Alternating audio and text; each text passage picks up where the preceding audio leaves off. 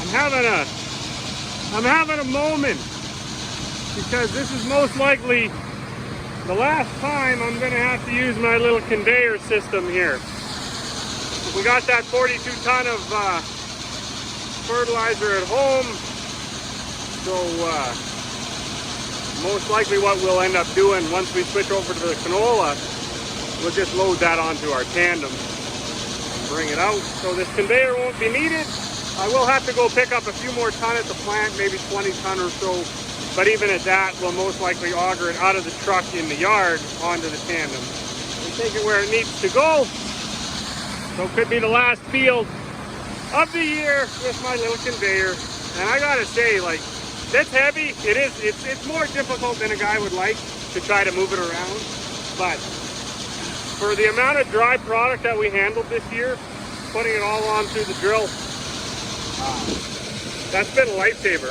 Our little tandem, we wouldn't have been able to make the trips back and forth. It wouldn't have done it. So going to get the 42 ton at a time, it was good. I don't think I'm going to give up on the idea. What I might look to do is get like a 40-foot conveyor that I can take to the field so I can use my truck for fertilizer next year as well. And I don't need to worry about a tandem or a body job or anything like that. And if I don't find something reasonable, like those things are all 50 grand new. So if I can't find a decent used one, I might look to mount a little hydraulic kit on this little conveyor and then make it actually steerable with little joysticks. So we will see. That might be a winter project. Other than that, pulled into the yard. You see one hose is not like the other, had a hole in it, so I got that changed. There was the system supply pressure for this drill, those two hoses, they kept popping out. So I changed the ends on them and they haven't popped out again since. So I don't know if it was in. Most likely there's some other sort of an issue, but I mean, I don't know. New ends seem to work, so we'll leave it at that for now. I'm going to have to, I'm kind of short-handed today, so the little one, she got sick. So Corey's in the yard looking after the baby and the daughter. And then my parents went off to my nephew's birthday, actually. They took Buddy with them, so they went into the city. So I'm kind of running solo here this afternoon.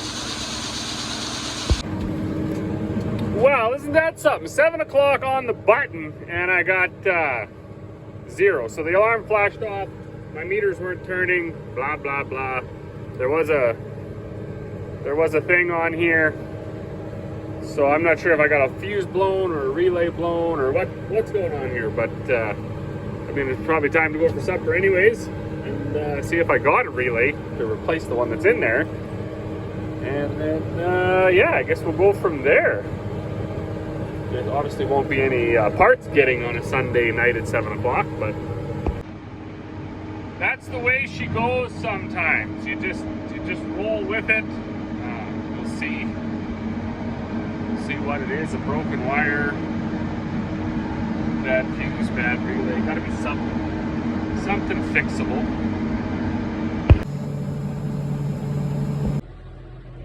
So while I await my ride, I have located this fuse. Listen, it looks a little dark. Now, why did it blow? I don't know. And there's also this relay. Relay still kind of clicks, but I don't know. I'll see if I got another relay. If I got another, I know I have a fuse, and maybe I'll just change them both.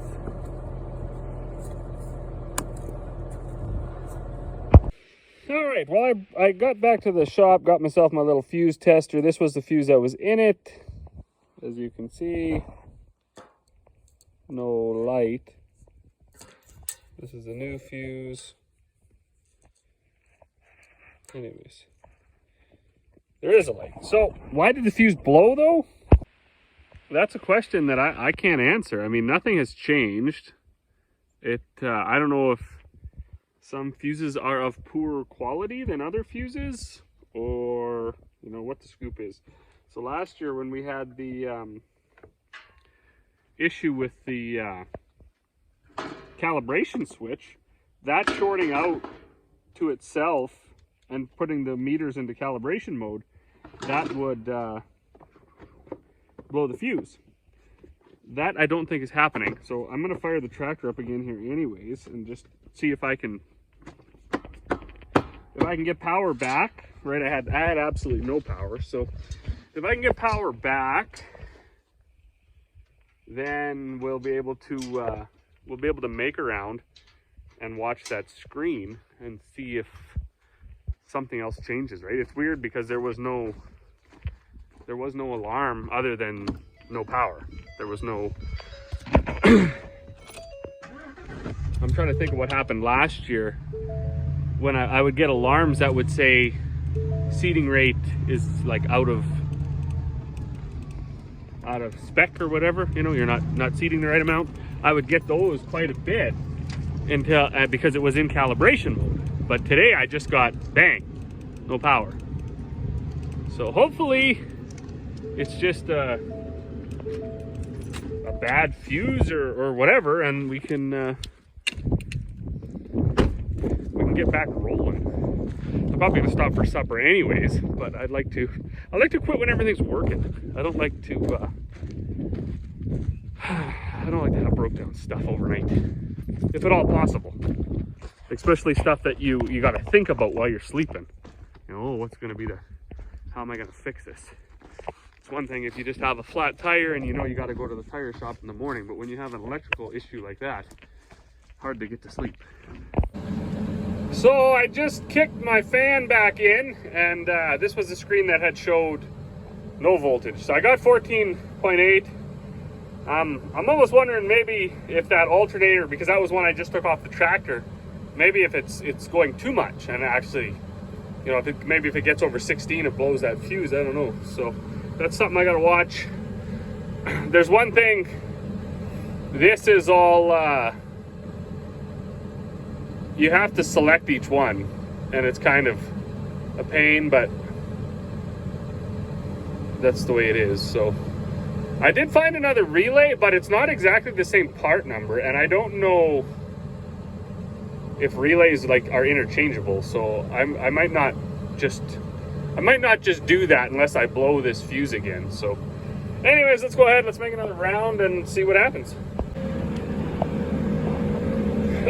At this rate, it just would appear it was the fuse for now. So I mean, I went all the way back up the field to where it cut out on me, and I went down, made the loop. This thing hasn't gone any higher than about 14.1 or 14.2, which I'm sure is more than acceptable for the alternator that is on there. So knock on wood, hopefully it was just a bum fuse or whatever. That one's only been in there since last year, and I think, you know, a fuse with no reason to self-destruct should last forever. But like I say, maybe some of these fuses that you get off of Amazon or whatever, maybe they aren't 100%. I don't know.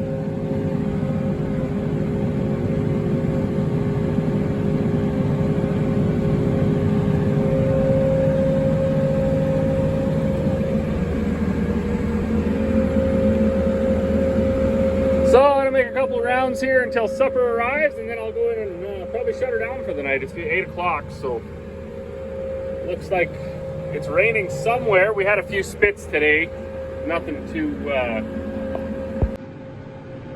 exciting, certainly nothing to write home about. So still dust flying behind the drill for now. As always, thanks for watching, and we'll see you all on the next one.